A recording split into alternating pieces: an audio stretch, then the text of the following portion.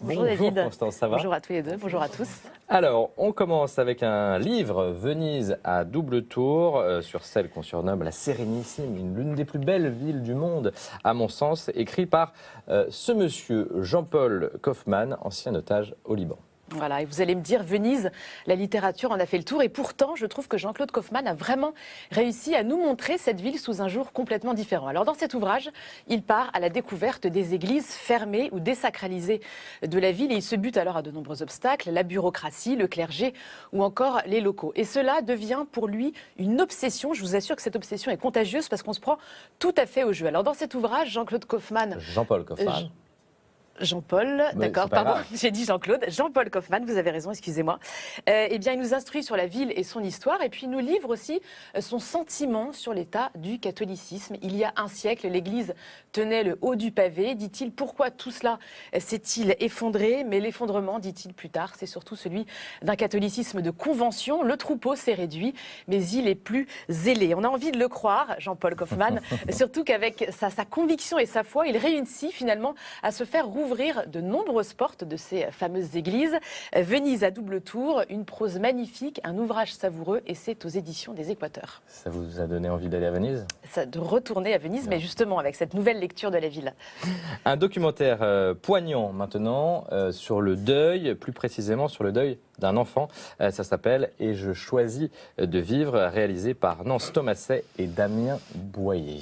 Oui, j'avais envie de commencer par cette phrase de ce film. Quand un enfant perd ses parents, il est orphelin. Quand un homme perd sa femme, il est veuf.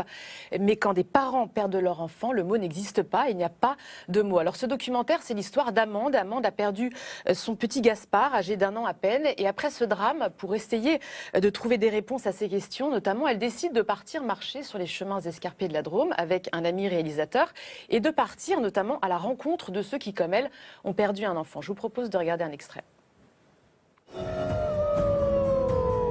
Où on passe nos jours à l'hôpital et en dehors à pleurer et à se faire plaindre, où on fait la rigolothérapie. Les vivants ferment les yeux des morts et les morts ouvrent les yeux des vivants. Je voudrais dire à tout le monde, mais oui, ça vaut le coup de vivre, ça vaut le coup d'accepter. Amande, fais tout ce que tu peux pour vivre. Alors si j'ai choisi de vous parler de ce film, c'est qu'en réalité, il est plein d'espoir. En tout cas, il réussit à convaincre Amande que l'apaisement est possible. Et puis ce qui est très fort aussi dans ce documentaire, c'est de constater à quel point la rencontre est riche et elle est salvatrice. En tout cas, Amande finit par choisir de vivre. Ce film, c'est une métaphore magnifique sur le chemin du deuil. Il sort en salle le 5 juin. Et renseignez-vous parce qu'il y a des projections qui sont organisées un petit peu partout en France jusqu'à l'automne prochain. Frère Joseph, ça me fait penser à ce que vous disiez tout à l'heure. On a souvent une force de vie en nous, même quand on côtoie la mort. Tout à fait.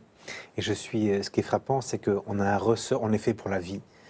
Et en fait, on n'est pas fait pour la mort. Et ce que vous dites, ce témoignage, enfin, je le trouve bouleversant, c'est qu'on est toujours libre de choisir de vivre. Et je pense que parfois, les morts il peut y avoir des moments difficiles, mais nous sommes faits pour la vie.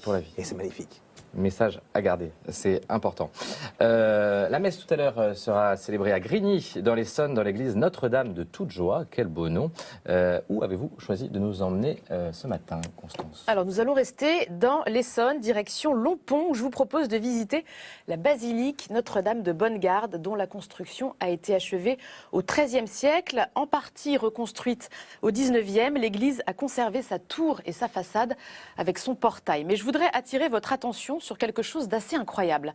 La basilique abrite l'une des plus importantes collections de reliques conservées en France, avec au total 1926 reliques issues de plus de 600 saintes et saints de toutes les époques. Alors par exemple, cette châsse qui abrite un morceau de voile de la Vierge Marie, légué par Saint-Denis. Il y a aussi une épine de la couronne du Christ. Il y a une pierre du Saint-Sépulcre de Jérusalem. On trouve aussi des os de pieds et de mains de Saint Blaise ou Sainte Marie-Madeleine. Et puis ça continue, puisqu'en 2016, le patriarche Boutros-Rai a donné à Notre-Dame de Bonne-Garde ce reliquaire des saints du Liban. Alors tout est répertorié et étiqueté, c'est un trésor inestimable et si vous êtes dans la région, je vous invite vraiment à aller visiter cette basilique. Merci Constance.